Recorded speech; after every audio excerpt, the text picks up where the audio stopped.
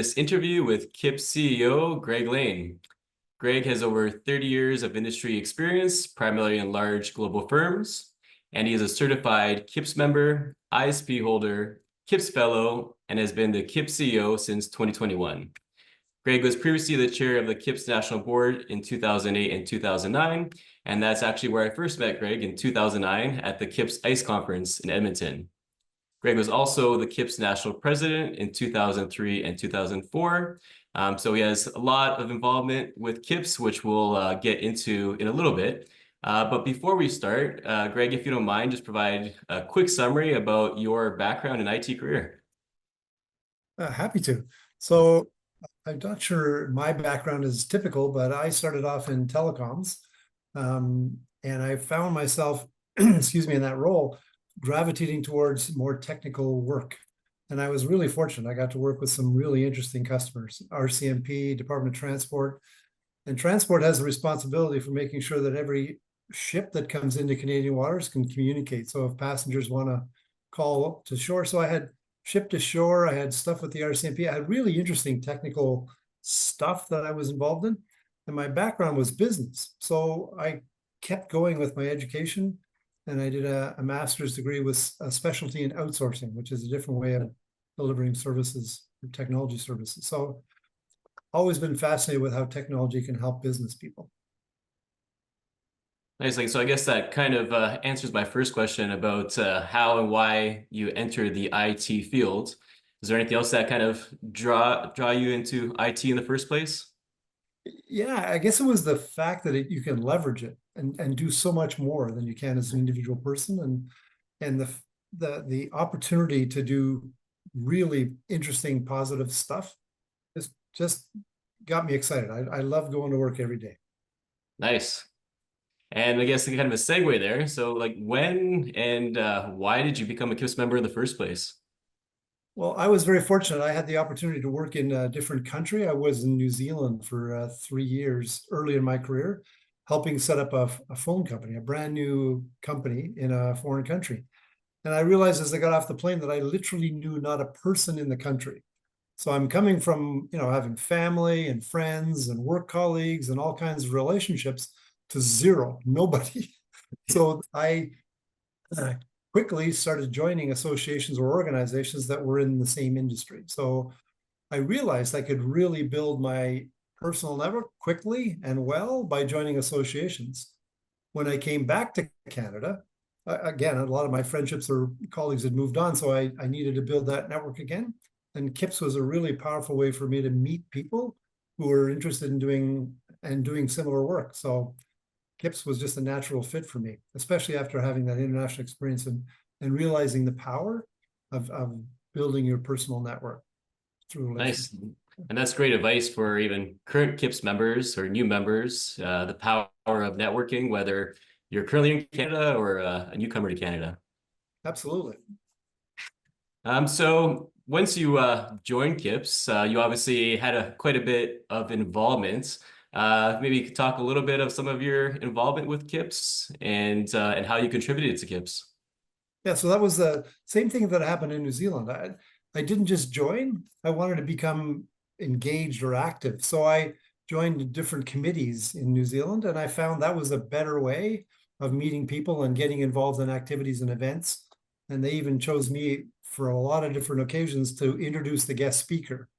And they told me it was because I had a cute accent.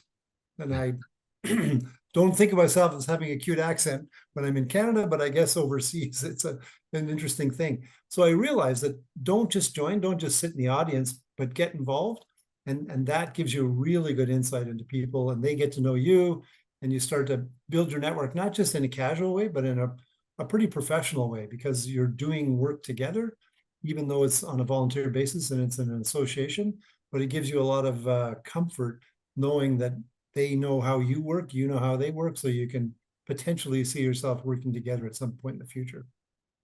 Yeah, and I've personally seen those CIPS members who have got involved, they definitely get the most out of their membership and talk about all the great things that they've got out of it, whether it be potential job opportunities or building their network or building new skills. And and taking a board position, whether it be on a provincial society or a national board like yourself. Absolutely. Stay curious, keep learning. So kind of tied into that, maybe you can speak a little bit more of what you've obtained from your CIPS membership and what value you got from your CIPS membership. So, I use the expression, I know a guy. So very many times when you're in a situation where you're struggling to find a solution or you're not quite sure what to do, the opportunity to call somebody and you believe that person you're calling has the experience or knows where to get the. So just that, again, network means that whatever skills you have and you can offer others, if you expand that or multiply that by all your different contacts, it just makes you so well able to deal with all kinds of different situations in everyday life. So just part of what I really benefited from is having that network. I feel or believe that I can find somebody who knows something about just about anything somewhere in Canada or around the world, actually. So Yeah. makes me feel confident. And what about your I.S.P and also you're a CIPS fellow? That's pretty impressive, and I'm sure one of the first early I.S.P holders and CIPS fellows since you've been around for so long. Oh, nice. So yeah, true, actually. And I'm not just a CIPS fellow. I was the first person who was a fellow of both private sector, CIPS, and public sector, DPI. So I'm a fellow of DPI as well. Wow. And what that means to me is that I'm part of the founding group or part of the people that care and have invested and want the organization, whatever it is, to be successful. That's what being a fellow means to me. I've been investing in the organization, and they've been investing in me, helping me expand, learn, build network, get groomed for more leadership positions. Yeah, and in terms of the I.S.P, the I.S.P certification, which who those don't know, it's the only legally recognized IT designation in Canada since 1989. That's currently we've CIPS has aligned it with the SFIA framework, which is an international IT framework, which you've presented and talked about the great benefits at a variety of events. Do you want to maybe just briefly talk about the SFIA framework and what that is? Yeah, so SFIA, the skills framework for the information age. And the analogy or the way I talk about it is that when I worked at Deloitte, we were able to use anybody from Deloitte anywhere in the world on projects. And the reason we could do that is because we were all trained with the same methodology. We all understood roles and role definitions within the organization. And if you think about that and move it up a notch, if we could do that across companies, not just within a company, but across companies, that means people know when you say you're a level 4, what that means. So for me, it's like a common language that allows people to understand without having to invest a lot of time and effort into knowing what that person's abilities are and how they can fit into a team and how that team can be productive together because they've got the right and requisite talent and experience needed. So it's that common thread across all different companies and countries, in fact. Right. Yeah, I was going to add, yeah, internationally, that's a huge benefit from especially newcomers to Canada looking to have their skills recognized. They can say, look at the SFIA framework and look at my CIPS skills assessment showing the variety of skills I have and at what levels, and also portability of designations. So for example, the Australian Computer Society, they have their CP designation, which is aligned to SFIA level 5. And they can come to Canada and get CIPS's equivalent ITCP designation, which is also aligned to SFIA level 5. So it's very beneficial to have that common framework that can be utilized not only within Canada, but also internationally. Yep. And even So more in the yeah, just picking up on the international, yeah, it's you can complete the assessment and or read definitions in 12 languages. So if you're not an English speaking person or it's not your first language, you can find the language that you relate best to and use and complete your survey. And because it's a pictorial representation of your skills, it's easily understood by anybody. yeah. And what I was just going to ask there, kind of related, is how can the SFIA framework be utilized by not only IT professionals and companies, but also governments? So all governments, I believe, are trying to make sure that they have the skills required domestically to keep the economy growing and moving forward, whatever the challenge is. And the way to do that is literally understand the talent pool you have, where your gaps might be, and programs and initiatives that fill and address those gaps are the kinds of things government want to do, but don't necessarily always know where to invest or where the best value would be to invest. And skills frameworks like SFIA can help with that. And so, kind of relating to the skills shortage that Canada has, what are some of the things that us as individuals or companies we can do to help address that IT skills shortage and the skills gaps that are out there? So one of the things that's interesting about SFIA is it's not just about technical skills, it's about people skills. So that if you have people skills in wherever you're working today, and you want to acquire IT skills, then you can start to build a package and look at what roles might be out there that have interest for you, see where you already meet the requirements and see where your gaps are, and manage and plan your academic or educational career or program to give you the right level, type, and nature of skills so that you can successfully compete for the kinds of jobs you want. In terms of looking at what associations like CIPS can do, including with some of our partners, maybe you can talk a little bit about how CIPS has worked with associations like CIOCAN and CSCAN InfoCAN to help address that IT skill shortage.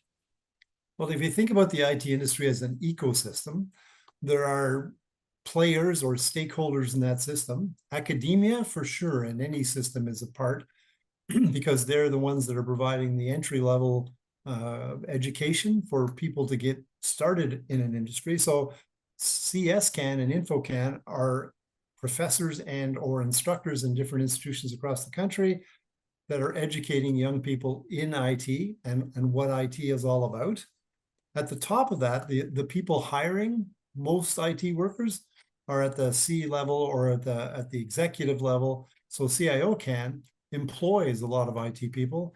And we, as an association of individuals contributing in this industry, have all got a common theme or a common goal, I guess, which is to try and help individuals who are committed to be successful in this, to be competent, ethical IT professionals and move their, advance their career and to give back. One of the things that CIPS is committed to is that if you're an IT person in Canada and a CIPS member, you're expected to give back to individuals, whether it's mentoring, speaking to a class, somehow helping others advance the way hopefully people have helped you advance.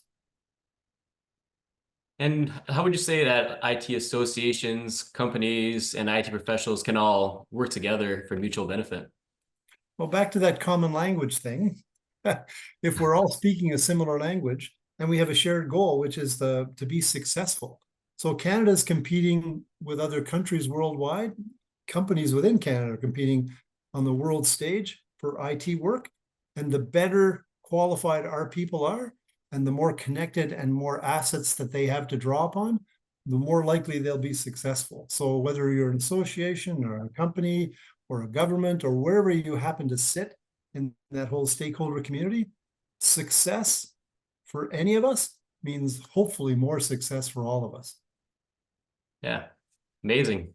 Well, on that note, I just want to thank you for taking time to answer some questions and have this interview. Any final thoughts on the importance of joining a professional IT association like CIPS and contributing back to the IT community and IT profession? Yeah, so probably some of the most satisfying experiences I've had as an IT professional are working with young people or mentoring and answering questions. I think a lot of us that get to the stage in life where we have more gray than any other color don't even know or understand necessarily what it is that we know that has value. Until somebody asks me a question, I don't even necessarily know how to contribute. But once that neuron gets fired with a question and it stimulates some ideas and thoughts, then sharing that and seeing somebody go, oh, wow, that's really helpful. Like that's just a complete buzz for me. And I know talking to my colleagues and others in this same kind of role, it's a real pleasure to share something that you've learned over the years that has value for somebody else. So just being able to give back and being able to see other people enjoy and advance based on your sharing time with them is just, it makes me happy. Amazing. Well, and thank you for giving back and for all your contribution to CIPS. We've been very lucky to have you volunteer in so many different roles and create so many important partnerships and help evolve CIPS as an association. So thank you so much, Greg. Happy and proud to do it. All right, take care. All the best.